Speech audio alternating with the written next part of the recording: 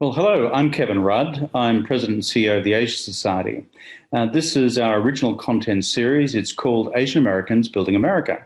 We're speaking today with people right across the country, as we've done in recent weeks and months, from different backgrounds who are making an extraordinary impact in this great country and coming from different backgrounds right across the great continent of Asia. Today, we're joined by Shannon Wu, the owner of the Amelia Hotel in Hudson, New York, where she supports the Asian American Writers Workshop. Welcome to the program, Shannon. Tell us just a little bit about your background. Where have you come from? Where's your family? And how did you get into the business? Over to you. Okay, thank you, Kevin, for having me here. So I'm originally from China. I came to the U.S. in early 2000. I worked with the World Bank in Washington, D.C. And then I moved back to China, married my husband, and we moved back to New York in 2008. So the business idea started a couple of years ago. We have a property upstate where there's a big bar. I turned it into a wedding venue. And then over time, I realized there are a lot of couples, getting married here, but they're all looking for places to stay during their, wedding weekend. So when this opportunity presented itself couple of years ago, we just purchased it right before the pandemic, actually.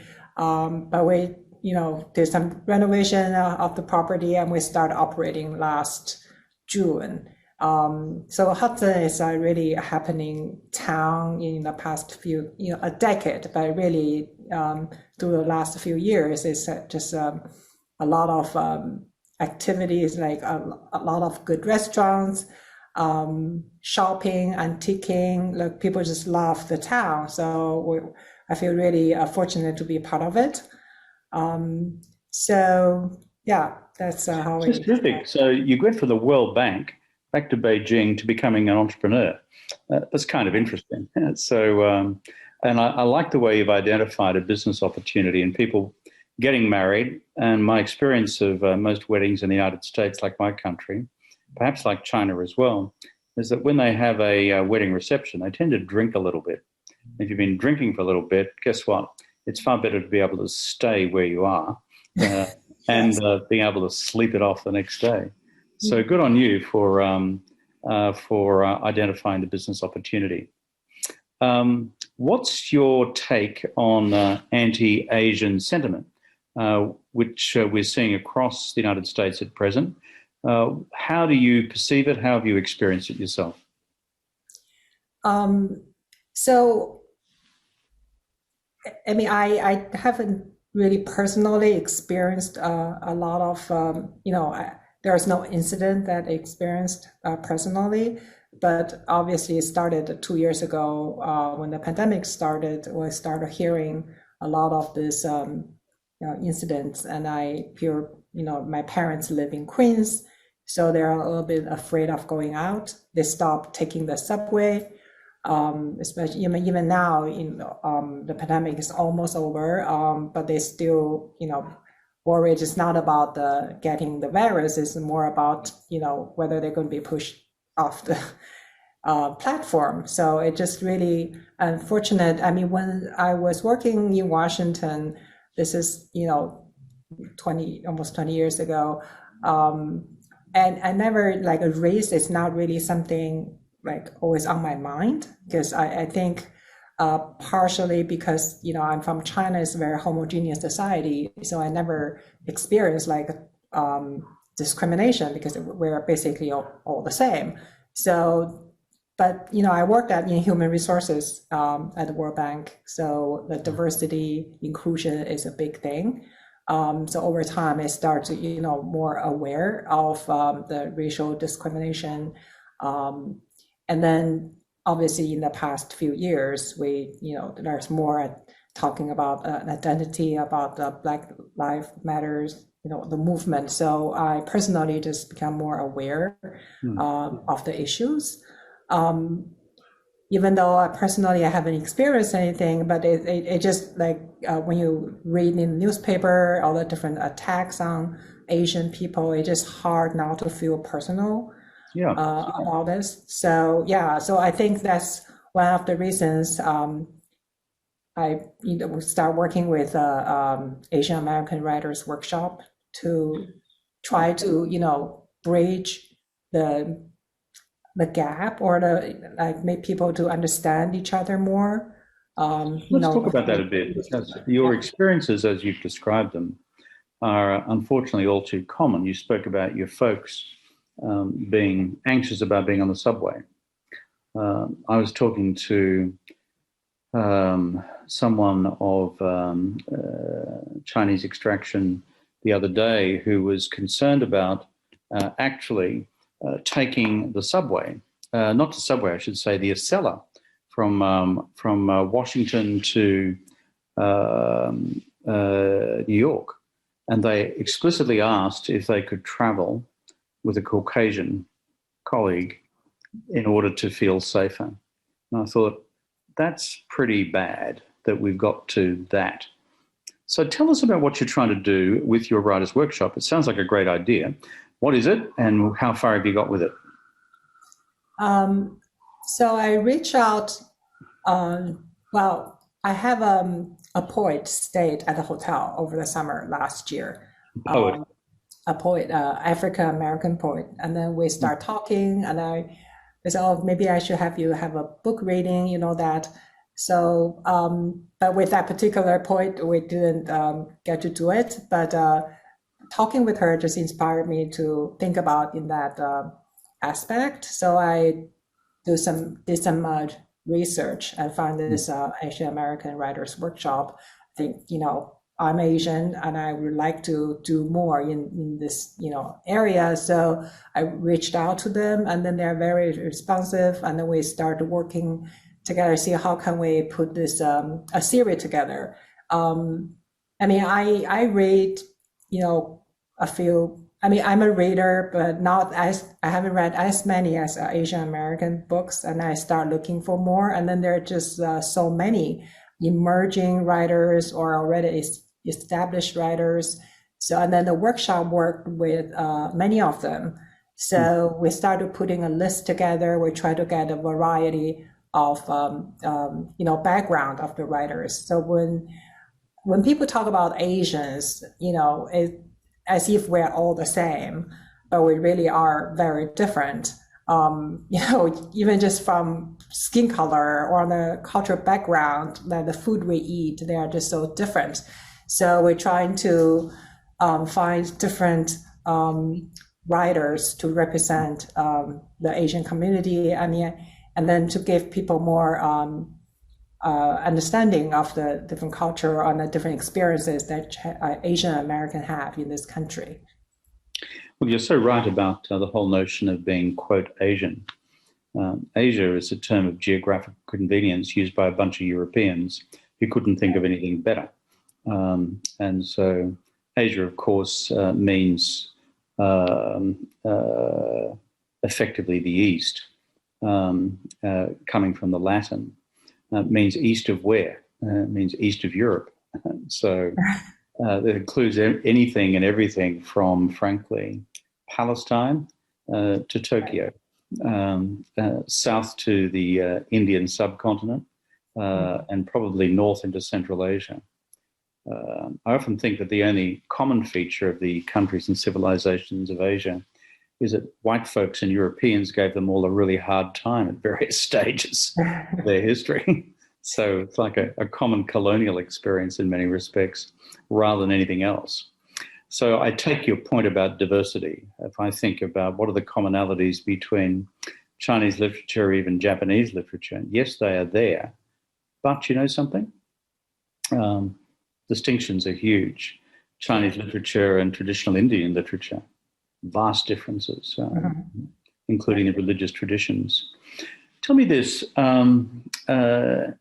You've been in this country now for a couple of decades or more.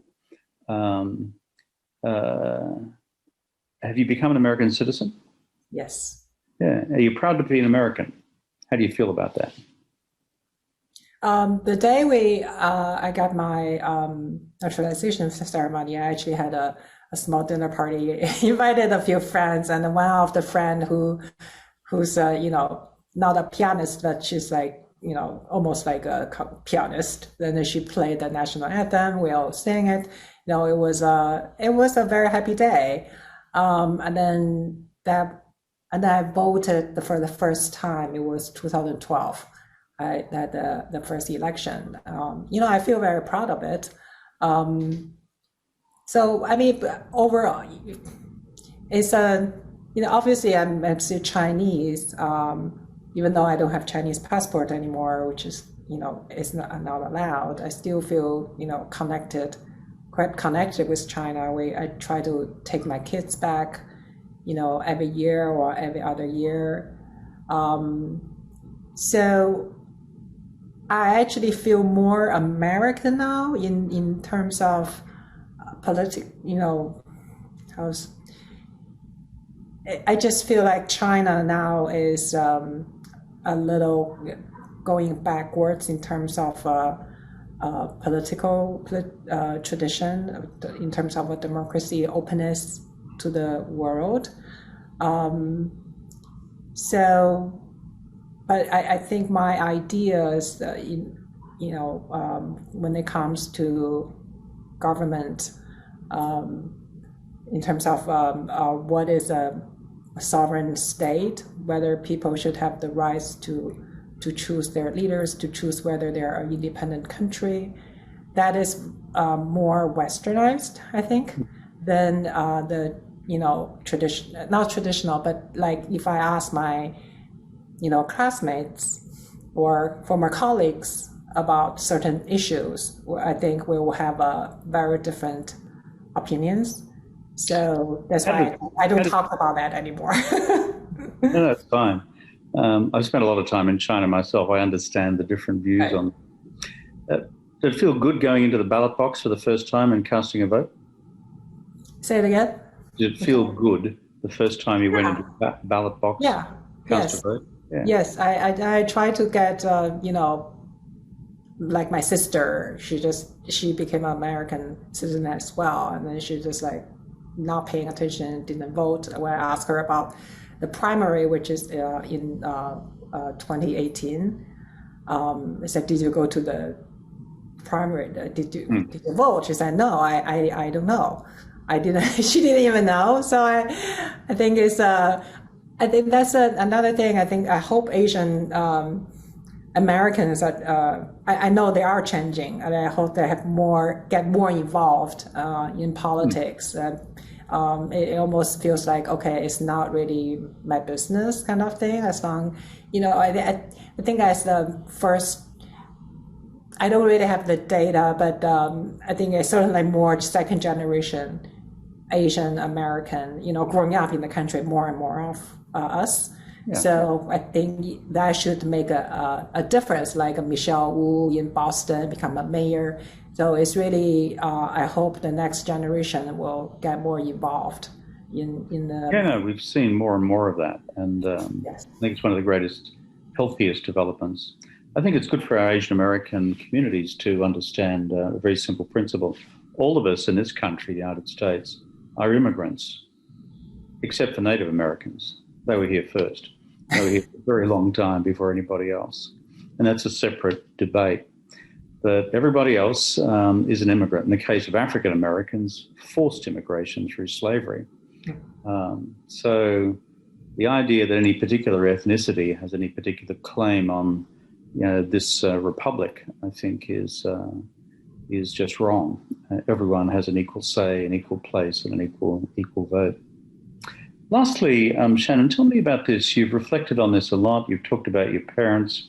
You've looked at what we've looked at what you've been doing, particularly with the Asian American Writers Workshop. And please keep in touch with us in the Asia Society about good stuff that you find there, because we hope to do more to promote Asian American arts and culture ourselves, including writing. But beyond what you're currently doing, if you had a minute or two to explain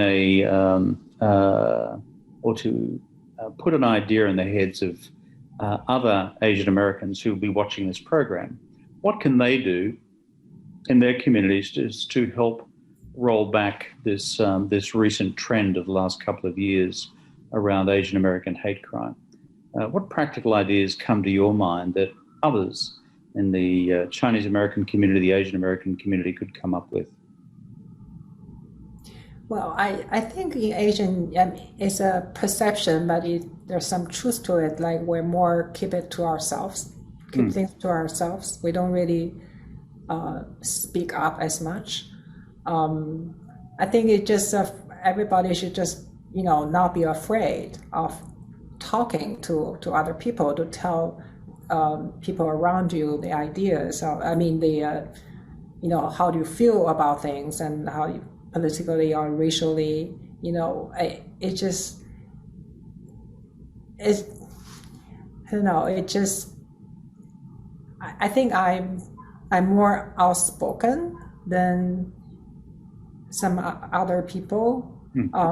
It just the people don't really know your feeling or your sentiment or or your anger or anything, things like that. I think Asian people just should speak out more.